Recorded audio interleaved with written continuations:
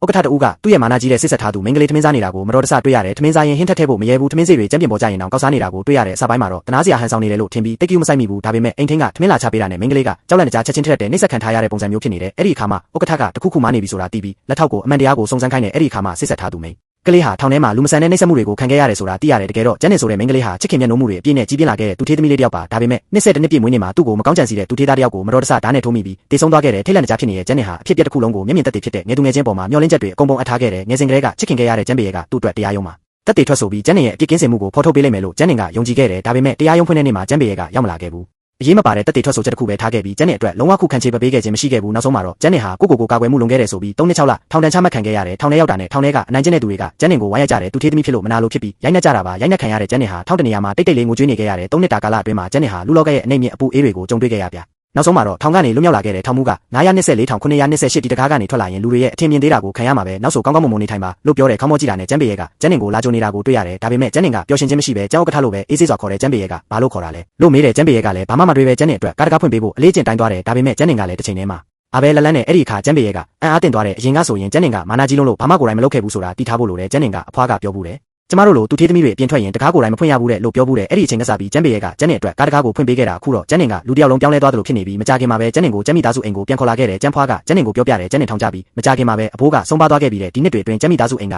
ဗလာနက်တိဖြစ်နေလို့ကျန်းနေကိုကျန်းမိသားစုအိမ်မှာပဲအရင်နေခိုင်းတယ်ထမင်းစားပွဲမှာအိမ်ထင်းကထမင်းဟင်းတွေလာချပေးတော့ကျန်းနေကအလိုလိုထည့်ရပြီးဘာစားရမလဲလို့ကြောက်ရွံ့စွာမေးတယ်အိမ်ထင်းကတော့တနာလုံးလို့စကားမပြောနိုင်ပဲကျန်းနေကိုများစားဖို့ပြောတယ်ဒါပေမဲ့ထမင်းစားတဲ့အခါမှာတော့ကျန်းနေကသူထေးသမီးဟန်လုံးဝမရှိတော့ပဲနှိမ့်ချစွာနေထိုင်နေထမင်းစိတ်တစ်စိတ်ကြရင်တော့ကောက်ပြီးစားနေခဲ့တယ်တယောက်ကဒါလည်းကျွန်တော်ထမင်းလားလို့မေးတော့နောက်တစ်ယောက်ကစားပွဲပေါ်ကနေကောက်စားရမှာပေါ့လို့ပြန်ဖြေတယ်ကျန်းနေဟာထောင်ထဲမှာထောင်တွင်းနိုင်ကျင့်သူတွေရဲ့နှိမ့်ဆက်မှုကိုခဏခံခဲ့ရတယ်အဲ့ဒီလူတွေကကျန်းနေရဲ့ထမင်းဟင်းတွေကိုအမြဲယူသွားကြတယ်ဘိုင်းမဆာအောင်မြေကြီးပေါ်ကျနေတဲ့ပေါင်မုံညစ်ပတ်တွေကိုကောက်စားခဲ့ရတယ်ဆိုတာကိုကျန်းပေရဲ့ကမသိခဲ့ဘူးကျန်းနေကသူပြောင်းလဲတော့မယ်လို့တိုးတိုးလေးပြောတယ်အဲ့ဒီအခါမှာအဖွားကကျန်းနေရဲ့လက်တွေဖူးယောင်နေတာကိုတတိထားမိသွားတယ်ကျန်းပေရဲ့ကလည်းကားတကားပိတ်တုံးကကျန်းနေရဲ့လက်ညက်မိသွားတာကိုတတိယသွားတယ်အဖွားကကျန်းနေကိုထောင်ထဲမှာတယောက်ကရိုက်နှက်ခဲ့တာလားလို့မေးတယ်ဒါပေမဲ့ကျန်းနေကတော့ထောင်ဖော်ရီနဲ့ထောင်ပိုင်းကသူ့ပေါ်ကောင်းကောင်းမွန်မွန်ဆက်ဆံခဲ့ကြကြောင်းသူကိုယ်တိုင်တတိမထားမိလို့ဖြစ်တာပါလို့ဘျူးတစ်ဆိုင်ပြောတယ်ဘာလို့လဲဆိုတော့ကျန်းနေကအရင်ကလိုမာနာကြီးပြီးစိတ်ထင်တိုင်းလောက်တက်တဲ့သူထေးသမီးမဟုတ်တော့ဘူးဆိုတာသိနေလို့ပဲကျန်းနေသူ့ခန်းကိုပြန်ဖို့လုပ်တော့မှပဲသူ့လက်ကိုဆွဲထားတဲ့ကျန်းပေရဲ့ကကျန်းနေရဲ့လက်ညက်မိတာကိုကားပေါ်မှာဘာလို့မပြောခဲ့တာလဲလို့မေးတယ်အဖွားကိုမြင်စေချင်လို့သူ့ကိုတနာစေချင်လို့တမင်လောက်တာလားလို့မေးတယ်ကျန်းနေကတောင်းပန်ပါတယ်လို့ပြောပြီးနောက်ဆိုမဖြစ်စေရပါဘူးလို့ကတိပေးတဲ့ကျန်းပေရဲ့ကမင်းရဲ့လက်စားတဲ့စိတ်တွေကိုဖျောက်ပါလို့ပြောတယ်အဖွားကသဘောကောင်းတယ်ဒီလိုကိစ္စတွေကိုမခံနိုင်ဘူးလို့ဆက်ပြောပြီးဒါပေမဲ့မင်းကဒါပဲသိတယ်လို့ပြောတယ်နောက်တနေ့မှာကျန်းနေကကျန်းပေရဲ့နဲ့သူအဖိုးရဲ့အုပ်ကူကိုတွားရောက်ကာယဝပြုတဲ့အခါတေဆုံးသွားတဲ့သူရဲ့မိဘတွေနဲ့တွေ့ဆုံခဲ့တယ်